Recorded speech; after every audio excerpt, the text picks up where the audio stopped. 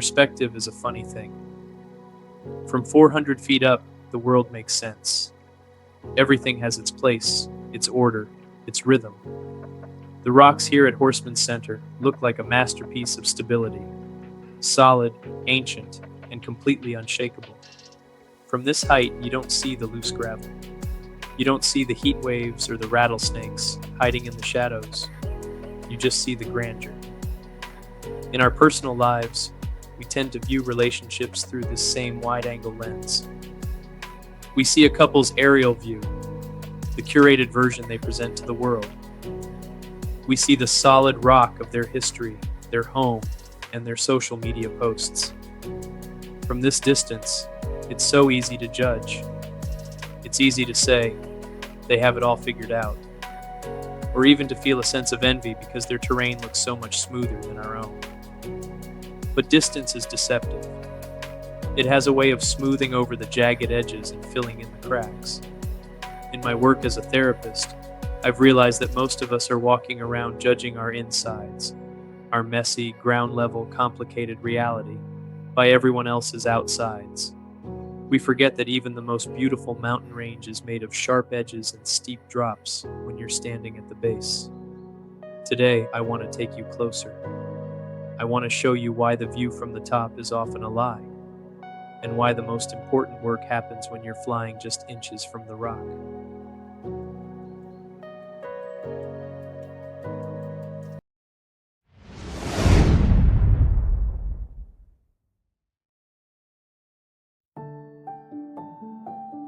But then, you go inside.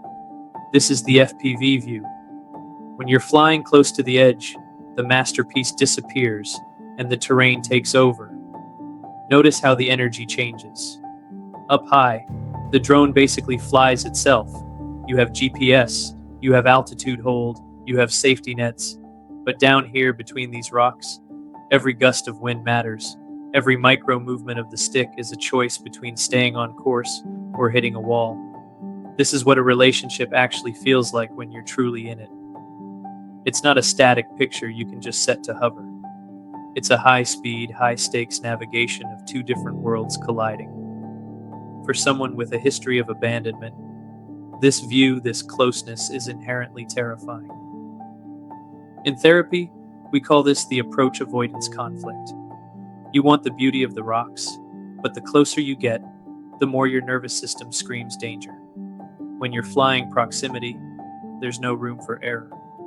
If the other person moves unexpectedly, or if you lose your focus for even a second, it feels like a total crash is inevitable. People looking from the outside might see this fast-paced movement and think the relationship is chaotic or unstable, but what they're actually seeing is the work.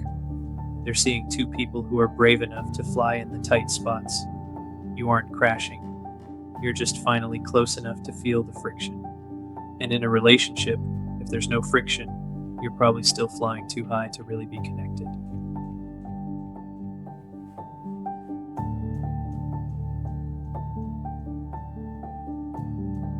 From the outside, the roof is weathered, but the house is still there. But then you fly inside, and you realize that just because the walls are standing doesn't mean it's a home. This is the mess we hide. In therapy, I see this interior chaos all the time. On the outside, there's a brick facade, strong, sturdy, and permanent. But inside, the furniture is gone. The comfort has been stripped away.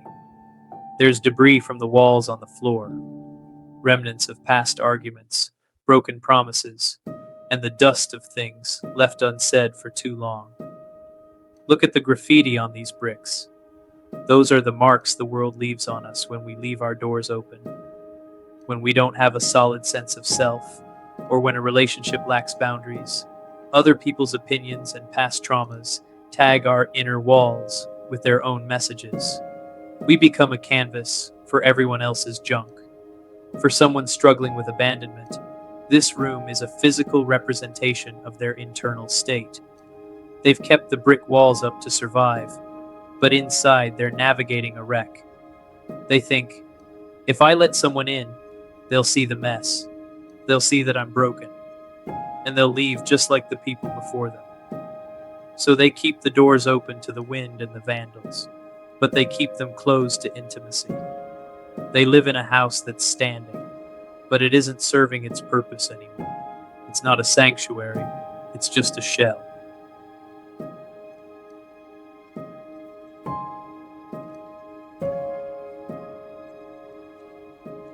So, what do we do? Do we stay at 400 feet where it's safe but lonely? Or do we stay in the ruins? The goal isn't to find a landscape without rocks. The goal is to become a better pilot. In relationships, the gaps will always be narrow. There will always be moments where you feel like you're about to clip a wing. But the rocks aren't the enemy. They are the landscape of a shared life. Healing from abandonment or relationship trauma isn't about fixing the house so it looks perfect from the air again. It's about learning to stand in that roofless footprint and saying, I am exposed, I am vulnerable, but I am still here.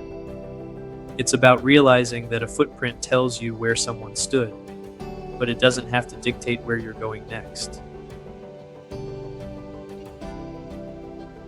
Coming out of that house and back into the open air feels like a relief, but we can't unsee what's inside.